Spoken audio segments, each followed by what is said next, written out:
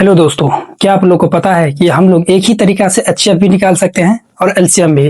और ये तरीका इतना आसान है कि बच्चे भी मास्टर बन सकते हैं। तो चलिए शुरू करते हैं। एक बार की बात है, एक गांव में दो दोस्त रहते थे, राम और श्याम। राम और श्याम। एक के पास 36 लड्डू था। एक के पास 36 और एक के पास 48 लड्डू था।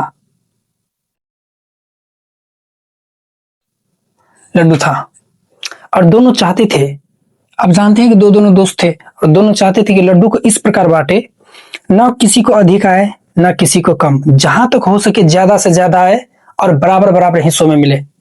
तो इन्हीं गांव में एक मास्टर रहते थे। तो इन लोग गए सर जी के पास कि सर बताइए अब हम लोग क्या करें। अगर हम लोग एक दूसरे के बराबर बराबर भागों में अगर लड्डू नहीं बांट पाए और जहां तक हो सके अधिक मात्रा में, तो हम लोग की दोस्ती खराब हो जाएगी। तो सर बोले तुम लोग की दोस्ती खराब होने की कोई बात नहीं है, चलो बताते हैं। और जिस तरीका से हम तुम्हें बताएंगे कि लड्डू बराबर बराबर भागों में कैसे बांटना है, उस तरीका को बोला जाता है अभाज्य गुणनखंड विधि। अभाज्य गुणनखंड विधि, समझ गए। और मास्टर बोले कि हर संख्या को छोटे छोटे अभाज्य संख्या में तोड़ो। ठीक है, पहले समझते हैं कि अभाज्य संख्या होता क्या है। अभाज्य संख्या, इसको इंग्लिश में प्राइम नंबर बोलते हैं। अभाज्य संख्या उसे बोला जाता है, वो संख्या जो या तो एक से कटे या खुद से। एग्जाम्पल 2, 3, 5, 7, 11, 13 ... अब जहां तक जा सकते हैं, समझ गए। यानी अभाज्य संख्या उसे बोला जाता है या तो एक से कटे या खुद से। जैसे 2 को देख सकते हैं, या तो एक से भाग लगेगा, सभी संख्या में एक से लग जाएगा, या 2 खुद से कटेगा, 2 से कटेगा। 2 के अलावा कोई संख्या दुनिया में ऐसा नहीं है जिसे जो इसे काट सकता है। ठीक है, ऐसे ही 3 को, 5 को, 7 को, 11 को, 13 को। ठीक है, चलिए एक उदाहरण के साथ समझते हैं। जैसे आप एग्जाम्पल लीजिए, इसके पास कितना लड्डू था? 36, 48। चलिए काम करते हैं कि दोनों आदमी का दोस्ती न टूटे। ठीक है, पहले ये समझिए कि ये दोनों चाहता है कि बराबर बराबर हिस्सों में बटे। इसके लिए क्या कर लेंगे, पहले 36 का लघुत्तम निकालेंगे। कितना से लग जाएगा? 2 से 18, 18 दूनी 36, फिर कितना से 2 से, 2 दूनी 18, फिर 3 से, तो 36 का कितना हो गया? 2 गुने 2 गुने 3 गुने 3। अब निकालते हैं 48 का। 24, 12, 2, 6, 2, 3, कितना हो गया? 2 गुने 2 गुने 2 गुने 2 गुने 3। इतना समझ गया आप लोग? ये तो आप लोग बचपन में सीखे होंगे लघुत्तम ये तो आप लोग बचपन में सीखे होंगे कि लघुत्तम समापवर्तक कैसे निकाला जाता है। ठीक है, चलिए देखते हैं। पहले ये समझिए कि अभाज्य गुणनखंड विधि से हम एचसीएफ भी निकाल सकते हैं और एलसीएम भी। ठीक है, अब एचसीएफ बोला किसे जाता है, ध्यान से समझिए। पहले भी बोले थे, पिछला कक्षा में हम बोल दिए हैं। पहले समझिए, मान लीजिए 2 दोस्त हैं, तो दोनों दोस्त में कुछ तो कॉमन चीजें होगी। दोनों दोस्त में कुछ तो ऐसी चीजें होगी, दोनों दोस्ती करते होंगे। इन दोनों दोस्त को क्रिकेट पसंद है, दोनों दोस्त को घूमना पसंद है, दोनों दोस्त को खाना पसंद है। ये इन दोनों को एक ही चीज जो पसंद है उसे बोलते हैं एचसीएफ। ठीक है, अब क्या करेंगे हम लोग, ये 36 रह गया, ये 48 रह गया। इसमें जो जैसे इन दोनों को पसंद था ना, बोले ना, एक को क्रिकेट पसंद है, दोनों क्रिकेट पसंद है, दोनों खाना पसंद है, दोनों को ट्रैवलिंग पसंद है। ठीक है, इन दोनों में जो कॉमन है उसको अलग कर लीजिए। देखिए, इसमें भी 2 है, इसमें भी 2 है। ठीक है, इसमें भी 2 है, इसमें भी 2 है। अब तो नहीं है, इसमें 3 है, एक 3 है। और दोनों में जो कॉमन चीजें है उसको निकाल लेंगे, तो एचसीएफ बराबर हो जाएगा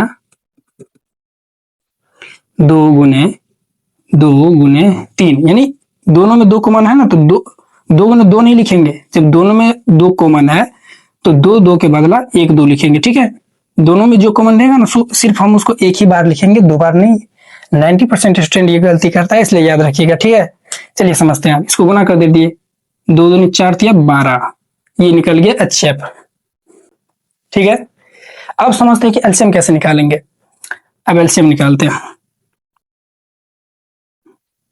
इससे पहले एलसीएम निकालेंगे, पहले समझते हैं कि एलसीएम होता क्या है। एलसीएम को इंग्लिश में बोला जाता है लोएस्ट कॉमन फैक्टर, जिसको हिंदी में लघुत्तम समापवर्तक बोला जाता है। ठीक है, समझ गए। चलिए देखते हैं कि एलसीएम होता क्या है। एलसीएम का मतलब ये हो गया, जैसे दोनों दोस्त को क्रिकेट पसंद है, खाना पसंद है, घूमना पसंद है, ट्रेवलिंग पसंद है, यानी कुछ चीजें ऐसी है जो दोनों दोस्तों में कॉमन है। समझ गए, जो दोनों दोस्त से मेल खाता है।